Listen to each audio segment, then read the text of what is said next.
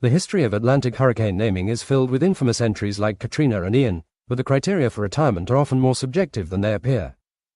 While the World Meteorological Organization typically strikes names from the list based on extreme lethality or financial cost, several storms have left behind trails of absolute devastation yet somehow escaped the chopping block.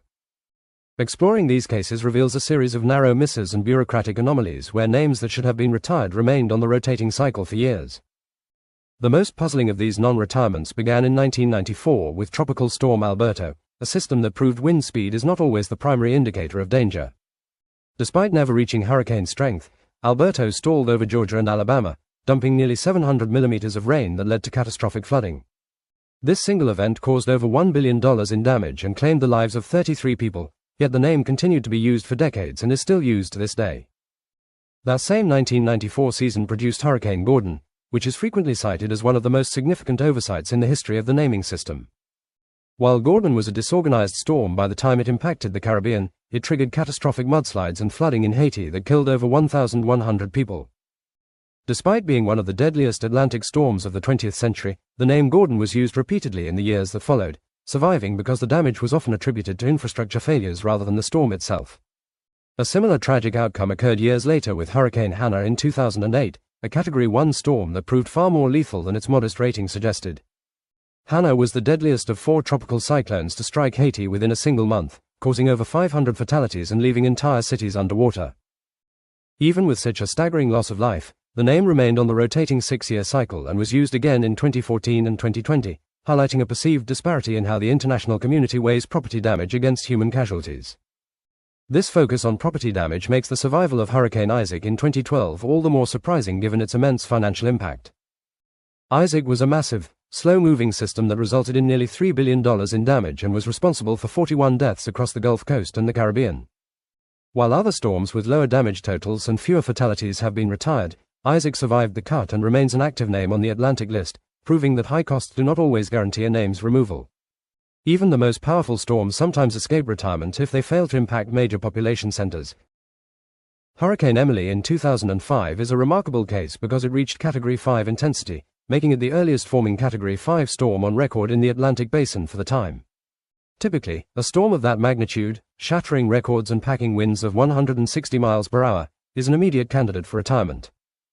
However, because its most intense winds stayed away from major metropolitan hubs and it made landfall in relatively lower populated areas of the Yucatan Peninsula and northern Mexico. The scale of destruction and loss of life did not meet the World Meteorological Organization's threshold for striking the name. This trend of intensity without retirement continued with Hurricane Brett in 1999, which reached Category 4 status before making landfall in a sparsely populated area of South Texas. Because the storm struck a region with very few residents, the damage costs and death toll were remarkably low for a hurricane of such immense power. As a result, Brett was not retired and continues to appear on the Atlantic list today, serving as a reminder that geography often dictates a storm's legacy as much as its meteorology. The modern era has only complicated these decisions, particularly during the record-breaking 2020 season when Hurricane Isaias caused chaos from the Caribbean to Canada. Isaias was the costliest tropical cyclone to strike the northeastern United States since Sandy, racking up over $5 billion in damage and causing nearly 4 million power outages.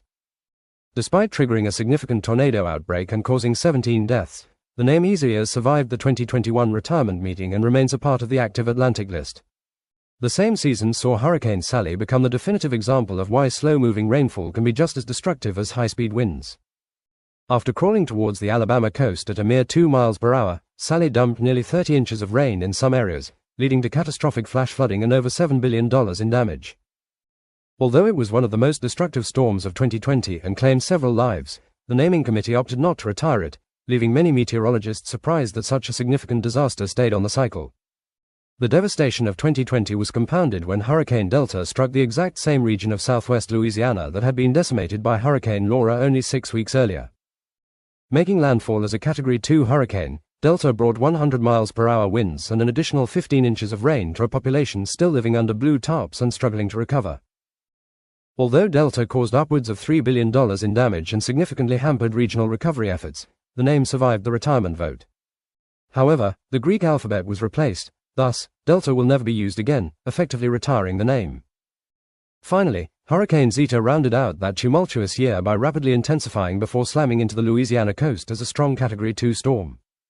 Because of its incredible forward speed, Zeta maintained hurricane force winds far inland, causing widespread damage and power outages as far north as Georgia. Despite causing over $4 billion in insured losses and being the fourth named storm to hit Louisiana in a single year, it was not retired, further highlighting the exceptionally high threshold required for a name to be removed. Though like Delta, the Greek alphabet was retired from use, thus effectively retiring the name. Ultimately, the list of retired hurricanes represents only a fraction of the systems that have significantly altered lives and landscapes. Whether due to political technicalities, geographical luck, or a focus on economic cost over human life, these storms remain on the active list as ghosts of past disasters. As the climate changes and storms become more frequent, the debate over which names deserve to be retired will likely only become more intense, ensuring that the Hall of Fame for Atlantic hurricanes remains a controversial subject for years to come. If you enjoyed this video, be sure to like it and subscribe. That way you'll be notified when future videos are published, like tropical updates, live streams and videos like this. See you in the next one.